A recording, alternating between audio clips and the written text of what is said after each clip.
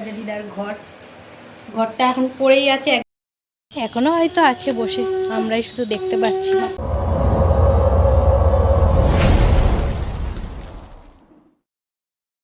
নমস্কার, রাধে রাধে। চলে এসেছি আরও একটা ভিডিও নিয়ে।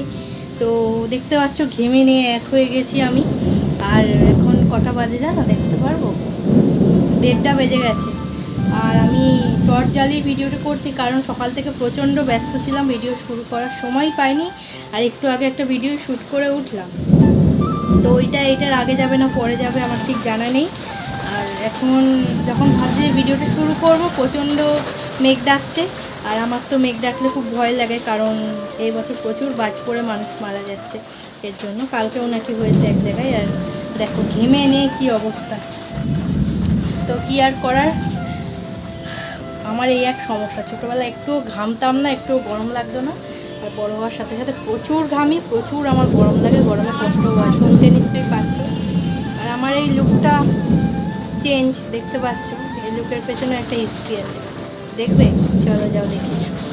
আমার চুলের গ্রোথ হয়তো বেশি না, কিন্তু যেইটুকু ছিল সেইটুকুই আমার খুব প্রিয়। লম্বা চুলের খুব শখ, কিন্তু ভগবান তো সবাইকে সবকিছু দেয় না। তাও চেষ্টা করতাম চুলগুলো লম্বা করার। চুলগুলো যখন কাটছিল মনে হচ্ছে চুল কাটছে না, আমার শরীরের এক একটা শিরা কেটে নিচ্ছে। যেইটুকু আছে সেইটুকু আমার অনেক দিনের পরিশ্রম বলতে পারো। এবার অনেকেই বলবে যে তোমার যখন এতই কষ্ট হচ্ছিল চুলগুলো কেন কেটেছো। হয়তো বললে বিশ্বাস করবে না, কিন্তু সত্যি এটাই। কিছু মন খারাপ, কিছু কষ্টের ভার এতটাই বেশি হয়, তার জন্য নিজের শখের জিনিসটাও ত্যাগ করে দিতে বাধ্য হতে হয়। এত ভার আমি নিতে পারছিলাম না, তাই বাধ্য হয়ে এতটা চুল কেটে ফেলেছি। তো তখন আসছি বলে একেবারে বিকেলবেলা আসলাম, কারণ কি তখন তোমরা শুনেছো প্রচুর মেঘ ডাকছিল, বাজ পড়ছিল, এর জন্য আর হয়নি। তো এখন আমি আর মা রেডি হয়ে যাচ্ছি দিদা বাড়িতে। তোমাদের আজকে আমার ইমোশনের জায়গাটা দেখাবো দুর্গা পুজোতে। চলো দেখো, অনেক দিন বাদে এই যে এসছি আমার প্রিয় জায়গা, এখানে দেখাও। মানে দিদা বসে থাকতো এখানে, মানে যেহেতু স্মৃতিগুলো খুবই হওয়ার জন্য জায়গাটা চেঞ্জ করে দেওয়া আছে। যে দিদার ঘরটা এখন পড়েই আছে, একদম ফাঁকা, কিন্তু বসে আছে। এরম বলো না,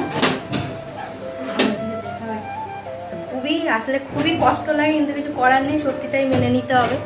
তো ওর জন্য আমি খুবই কম আসি এখন। আর ওটা দেখাও, এই দেখো ভাগ্নি আমার। আর ভাগ্নিটা একটু বড় হোক, তারপরে দেখাবো। হচ্ছে মেন গেট, ঠিক আছে। আর এইটা হচ্ছে গিয়ে গুপ্ত গেট বলা চলে। তো এখান দিয়ে গেলেই প্রথমে এসে দেখতে পারতাম দিদা বসে আছে, তারপরে মনে শান্তি হতো। এখনও হয়তো আছে বসে, আমরাই শুধু দেখতে পাচ্ছি না। কি আর করার, এখানে আসলে মনটা খারাপ হয়ে যায়। এমনি পুজো আসছে বলে মনটা খারাপ, তারপর হয়ে গেল, কি করার। তো এখন বাড়ি যাচ্ছি, চলো। পারলে আমার মানে ছোটোবেলা থেকেই দুর্গা পুজো বলতে যেটা বুঝি সেটা তোমাদের দেখাবো, মানে যে দুটো জায়গা। তো দেখি হচ্ছে বেলপাড়ার, ঠিক আছে, এখানে অনেক লাইটিং লাগাবে। তো চলো ভিতর দিকে যাই। এই দেখো দিদাবাড়ি, বেলপাড়ার বারোয়ারির একটু সুন্দর করে সাজিয়েছে। এই যে দেখো ঠাকুর তৈরি হয়ে গেছে। আর এইখানে দেখো স্টেজ তৈরি হয়ে গেছে, এখানে এসে বসে থাকি। এবার থাকবো কিনা জানি না। তো তোমাদেরকে বলেছিলাম আমি যে দুটো বারোয়ারিতে পুজোর সময় থাকি, বা দুর্গা পুজো বলতেই যে বারোয়ারি দুটো বুঝতাম, সেই দুটো দেখাবো তোমাদের। তো আগের দিনও বললাম, আজকেও বললাম। তো একটা দেখাতে পারলাম, কারণ টোটো করে চলে এসেছি।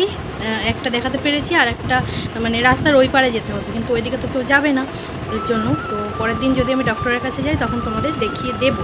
তো একটাই দেখালাম, আর কিছু সাসপেন্স থাক। আর আমাকে দেখো, দেখতে মনে হচ্ছে ছেলে ছেলে এই চুলগুলোর জন্য।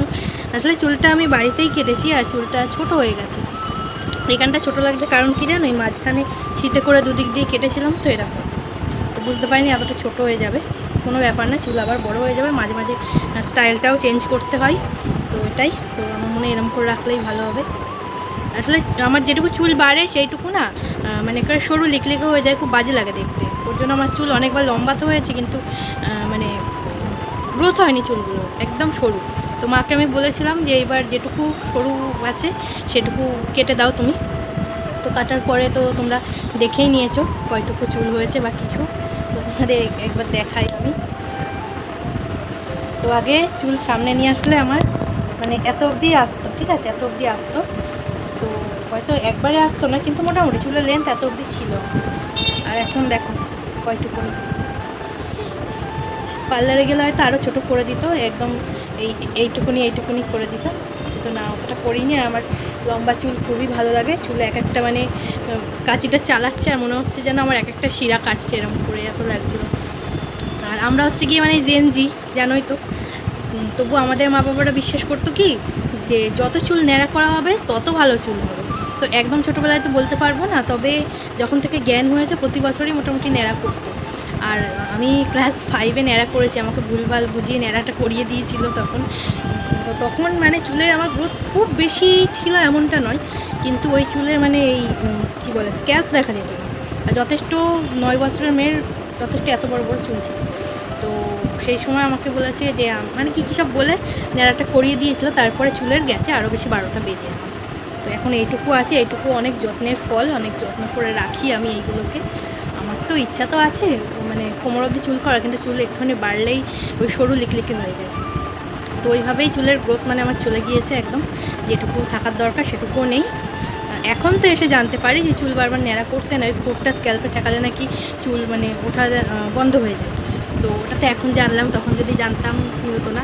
তো আমার ভাগ্নিকেও বলেছি ওই জন্মের চুল ফেলতে হয় একবার, ওই ফেলে যেন আর না কাটে।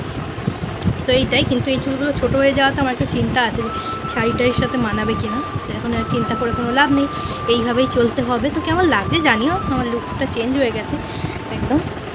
আর চুল নিয়ে কোনো চিন্তাও নেই, আমি এখন চুল ছেড়েও ঘুরতে পারবো, যদিও গরম। কিন্তু আগে যেটা ছিল ভালোভাবে চুল স্ট্রেট করে গেলে ওই ঘামলেই চুল মানে রিং হয়ে যেত, স্প্রিংয়ের মতো, খুব বাজে লাগতো দেখতে।